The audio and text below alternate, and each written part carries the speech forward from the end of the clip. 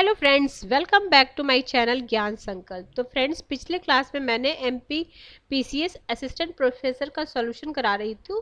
उसमें से मैंने 75 क्वेश्चन पिछले क्लास में करा दिए। आज फिर से जो 75 क्वेश्चन रेस्ट बच गए थे वो करा दूंगी।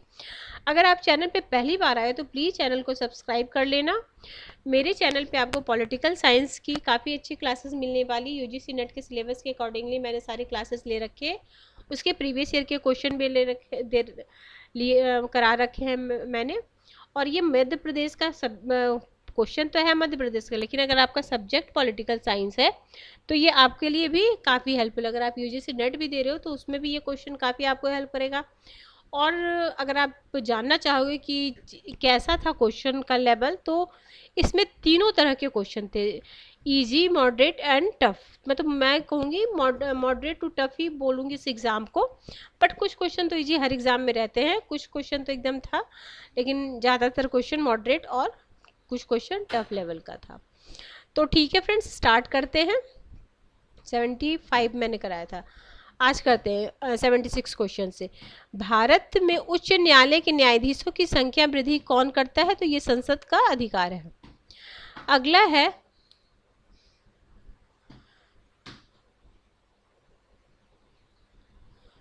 77 क्वेश्चन है। मई 2024 तक मध्य प्रदेश के सभी शहरी स्थानीय निकायों की संख्या लगभग कितनी थी?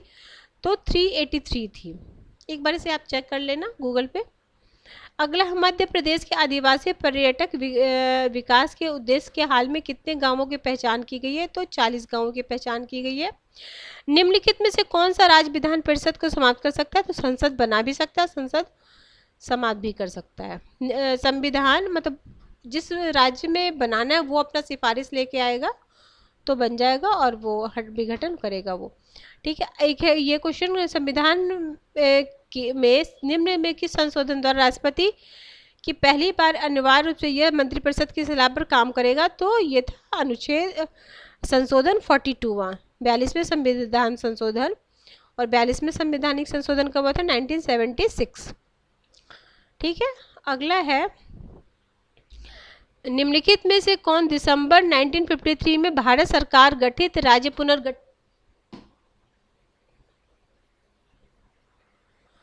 निम्नलिखित में कौन दिसंबर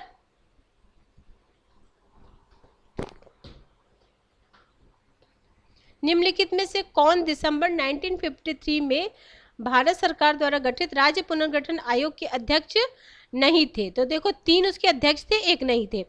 तो न्यायमूर्ति फजल अली भी थे, हृदयनाथ कुंजरू भी थे, के.एल. पनिकर भी थे। तो न्यायमूर्ति जी.पी. सिंह नहीं थे, ऑप्शन सी। अगला है, मौलिक अधिकार को क्रियान्वित करके और अन्य प्रयोजन के लिए किसी केस जारी करने का शक्ति है? तो ये शक्ति है आपको दोनों को है, ये सर्वोच्च न्यायालय, उच्च न्यायालय। तो ऑप्शन नंबर सी। राजनीतिक सिद्धांत के पतन के लिए नैतिक सापेक्षवाद को किसने जिम्मेदार ठहराया? तो ये जिम्मेदार ठहराए थे डेविड स्टर्न ने, ऑप्शन नंबर ए। निम्नलिखित में से कौन सहमति परक लोकतंत्र से संबंधित है? तो ये लिस्फर्ड, ऑरेंज लिस्फर्ड, ऑप्शन नंबर बी। निम्नलिखित में से कौन लोकतंत्र का कौन सा रूप अल्पसंख्यकों के लिए समूह भागीदारी और आवाज पर अधिक ध्यान केंद्रित करता है? तो सहमति परक लोकतंत्र, option number A. New lamp for old लेखों की श्रृंखला अरविंदो घोष ने किस में प्रकाशित की? इंदु प्रकाश में प्रकाशित की। अगला है, निम्नलिखित में से किसने यह बताया कि प्लेटो ने व्यक्तियों के विकल्पों की स्वतंत्रता नहीं दी जो एक अविभाज्य मानव अधिकार था? तो आइजिया वर्ली ने, ऑप्शन नंबर बी। अगला है, अरस्तु के संबंध में निम्नलिखित कथनों पर विचार कीजिए। तो अरस्तु न्याय और समानता के बीच सीधा संबंध स्थापित करता है और कहता है कि समानता के लिए न्याय को कायम रखा जाता है। न्याय सभी लोगों के लिए नहीं है बल्कि सिर्फ समान लोगों के लिए है। दूसरा बोलता है, न्याय होने के लिए असमानता को कायम रखा जाता है। असमानता सभी लोगों के लिए नहीं बल्कि सिर्फ असमान लोगों के लिए है, तो दोनों सही है, ऑप्शन नंबर सी। अगला है, मध्य प्रदेश की सबसे बड़ी जनजाति भील द्वारा निर्मित मकानों को क्या कहा जाता है? कू कहा जाता है, option number D. Madhya Pradesh में ग्राम सभा की स्थानीय समिति कौन सी है?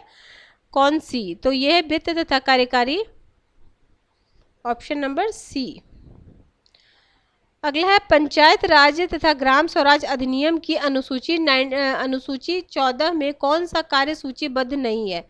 तो ग्रामीण खेल, पुस्तकालय, सांस्कृतिक गतिविधियां, ईंधन और चारा है, ग्रामीण खेल नहीं है। अगला है, निम्नलिखित किस लेख ने अपने लेख हिस्टोरिकल इन्वेस्टिबिलिटी 1954 में कार्ल मार्क्स ने इतिहासवाद की आलोचना की? तो वही इसका भी ये हो जाएगा Isaiah Berlin, option number D. Rawls के अनुसार स्वयं सिद्धि आधार वाक्य और सिद्धांतों पर शर्तों को थोपने ने न्याय की संकल्पना का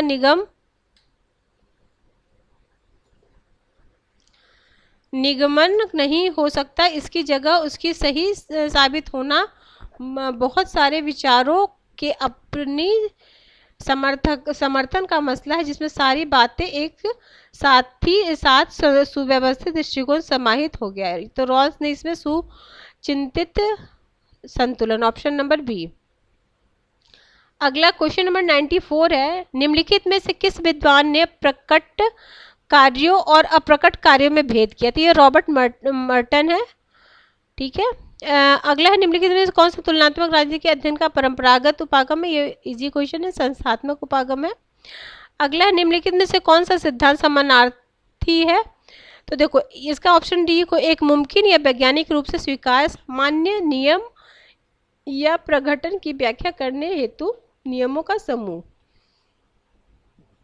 अगला है, लूथर गुलिक के सारांश पोस्ट कॉर्प में ओ क्या है? ओ है ऑर्गेनाइजेशन। भारत में कल्याणकारी राज्य का आदर्श किस में प्रतिष्ठापित है? तो ऑप्शन नंबर बी, राज्य के नीति निर्देशक तत्व में। अगला है, दल विरोधी विषय किस अनुसूची में? तो सबको पता है 10वीं अनुसूची में। तो देखो, कुछ क्वेश्चन तो इजी भी था। 1950 में वित्तीय मामले की किस समिति का निर्माण किया? तो प्राक्कलन समिति 1950 में। ये हुआ था 1921, 1964। अगला है, अनौपचारिक संगठन का सर्वाधिक जाना पहचाना मॉडल है, तो नौकरशाही। अगला, शीत युद्ध के दौरान भारत के गुटनिरपेक्ष आंदोलन की प्राथमिकता थी, तो इसकी प्राथमिकता थी, इस आंदोलन ने भारत को अपने राष्ट्रीय हितों की पूर्ति के लिए अंतर्राष्ट्रीय निर्णय और अपना पक्ष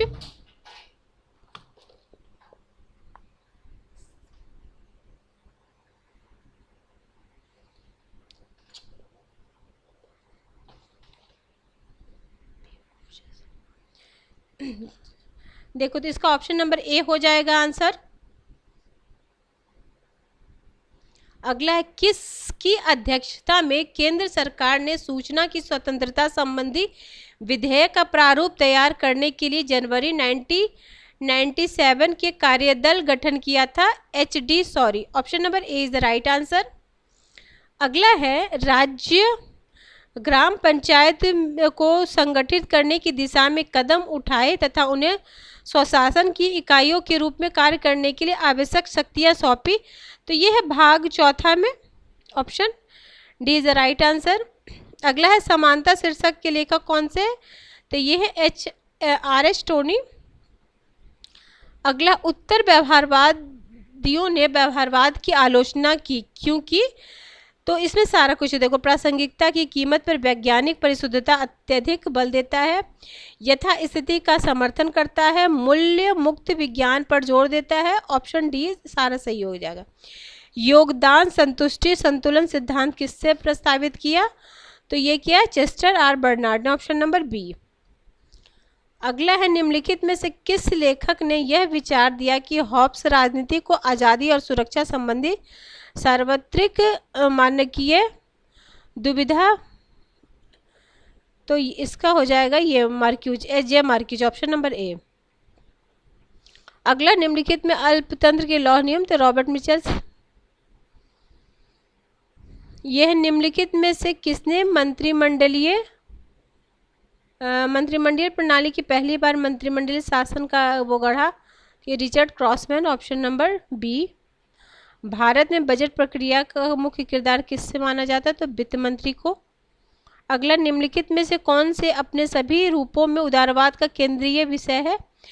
तो इसमें होगा राज्य के प्रतिस्पर्धा हितों के बीच सद्भावना का संतुलन, ऑप्शन नंबर डी।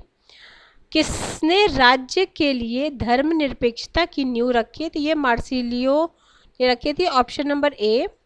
अगला, निम्नलिखित में वस्तुवाद के ईसाई धर्म के बीच संवाद संश्लेषण का प्रयोग ये सेंट ऑगस्टाइन ने किया था, थॉमस एक्विनस ने किया था। अगला, सत्ता के नैतिक रूप में सभी वैध होती है, सब उसकी स्थापना लोगों की सहमति की ओर जाती है। इस कथन का श्रेय किसको जाता है? तो मार्सिलियो को जाता है, ऑप्शन नंबर डी। अगला, अंतर्राष्ट्रीय संबंधों के क्षेत्र में सॉफ्ट पावर की प्राथमिक परिभाषा क्या है? तो अन्य देशों को मजबूर करने की बजाय आकर्षित करने और संयोजित करने की क्षमता, ये सॉफ्ट पावर में है। अगला है, परमाणु निशस्त्रीकरण संधि के अनुपालन, निगरानी और सत्यापन के लिए कौन संगठन जिम्मेदार है? तो अंतर्राष्ट्रीय अभिकरण, ये हो जाएगा ऑप्शन नंबर सी।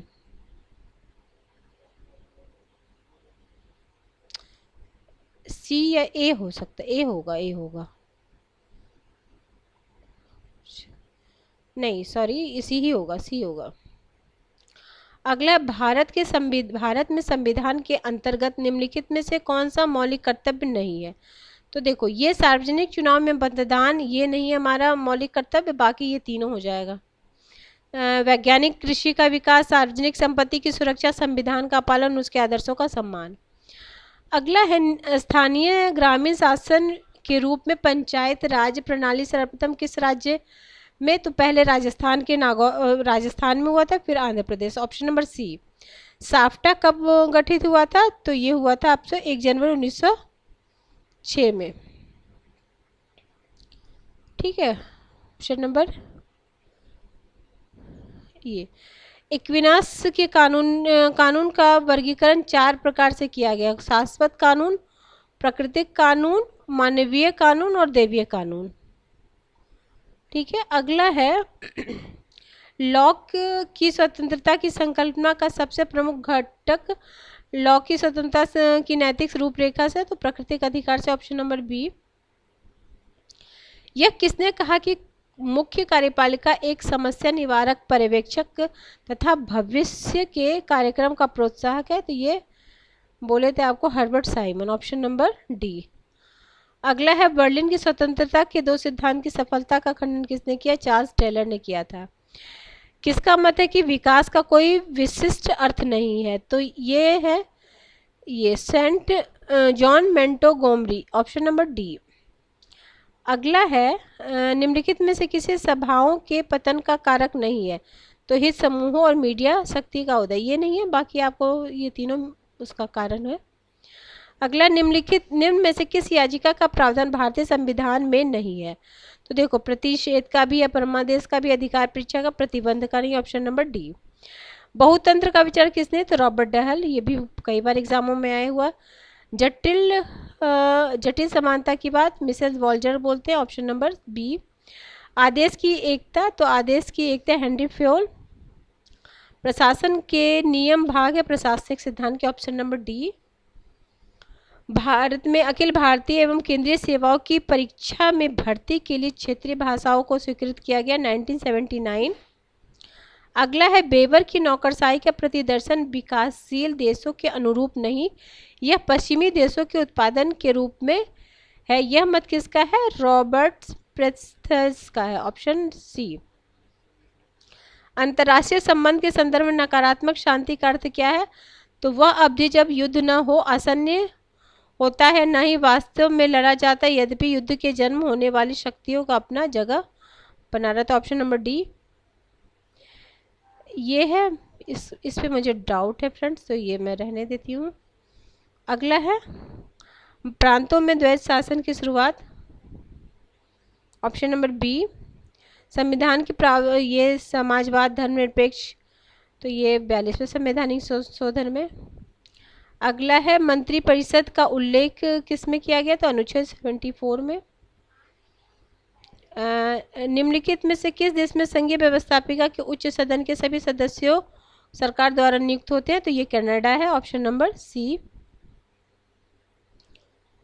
अगला है निम्नलिखित में से कौन तुलनात्मक राजनीति के मार्क्सवादी उपागम की विशेषता नहीं है? तो सांस्कृतिक दृष्टिकोण की स्थित उपागम, ऑप्शन नंबर सी। किस राजनीतिक व्यवस्था में निम्नलिखित में से किसके अधिक होने पर व्यवस्था पर अति भार उत्पन्न हो जाता है? तो मांग, ऑप्शन नंबर ए। 2023 में कौन देश के ओपेक के सदस्य में अपनी वापसी की? तो अंगोला ने, ऑप्शन नंबर सी। अंतर्राष्ट्रीय स्मार्ट पावर शब्द किसने गढ़ा? तो जोसेफ नाई, ये भी कई बार एग्जामों में आया हुआ है। उचित माध्यम का नियम प्रत्यक्ष संबंधित है पद सोपान, ऑप्शन नंबर सी। संगठन में मनोबल को कर्मचारियों की समस्या और मनोवृत्ति माना गया है, यह कथन किस विद्वान ने मनोबल को मानसिक दशा और उत्साह, भावना और विश्वास मानसिकता घटकों के बोला है? तो ये एडवर्ड सी डेविस ने, ऑप्शन नंबर बी। अगला एडमिनिस्ट्रेशन शब्द में एडमिनिस्ट्रेशन, निम्नलिखित में ऐड का क्या? To, option number B. फिर है मध्य प्रदेश के ग्राम पंचायत में निम्नलिखित किस आधार पर निलंबित किया जाता है? तो पंचायत के खिलाफ वित्तीय गबन। अगला है सिरोह जिले के अंतर्गत भाऊखेरी गांव में स्थापित एक मनरेगा पार्क में लगभग 284 महिलाओं को आजीवन प्रदान कर रहा है, मुख्य रूप से किसके द्वारा विकसित किया गया है? तो राष्ट्रीय कृषि ग्रामीण विकास नाबार्ड द्वारा, जो बैंक है नाबार्ड, जो ग्रामीण कृषि के लिए कार्य करता है। रूसों से संबंधित निम्नलिखित कथनों पर विचार कीजिए। रूसों का मानना है कि आज़ादी का त्याग मनुष्य के दावे का त्याग है, ठीक बात है। रूसों ने आज़ादी और व्यक्ति द्वारा नैतिक आत्मनिर्णय किया, तो दोनों सही, ऑप्शन नंबर यानी सी हो जाएगा, बोथ आर करेक्ट। संप्रेषण एक प्रक्रिया है जिसमें उन विचारों का संवहन और प्रतिपुष्टि है और संगठन लक्ष्यों को प्राप्त करने के लिए कार्यरत उत्प्रेरित होता है, यह कथन किसका है? फ्रेंड्स मुझे कंफर्म नहीं है, बस मुझे ये दोनों में डाउट लग रहा है, और बी और सी में। तो ठीक है फ्रेंड्स, मैंने आपको मतलब जितना मेरे से उस लगभग ऑथेंटिक ही मैंने आपको आंसर की बताई है। अब आंसर की जब आता है फिर हम देखते हैं कि क्या आयोग क्या आंसर देता है। तो फ्रेंड्स अगर आपको किसी वजह से ये चैनल हेल्प कर रहा है आपके प्रिपरेशन में, तो आप प्लीज़ चैनल को सब्सक्राइब कर लें, और इस चैनल पे आपको काफ़ी सारे कंटेंट मिले जिससे आपके जो सब्जेक्ट है वो काफ़ी अच्छा हो जाएगा। मैंने थ्योरेटिकल पार्ट भी काफ़ी सारे ले रखे हैं, और इसके अलावा मैं मोस्ट एक्सपेक्टेड क्वेश्चन मिलाती हूँ। यूजीसी नेट के प्रीवियस ईयर के क्वेश्चन भी मैं लेके आई हूँ। तो प्लीज़ अगर आप चैनल पे पहली बार आए हो तो प्लीज़ चैनल को तो सब्सक्राइब कर ही लेना, अपने फ्रेंड में शेयर करना, और साथ में जो प्लेलिस्ट है उसको भी आप देखना। तो आप अपने सिलेबस, जिस भी स्टेट को आप अपने सिलेबस के अकॉर्डिंगली क्लासेस ले लेना। ठीक है फ्रेंड्स, तो मिलते हैं हम नेक्स्ट वीडियो में। Till then bye bye.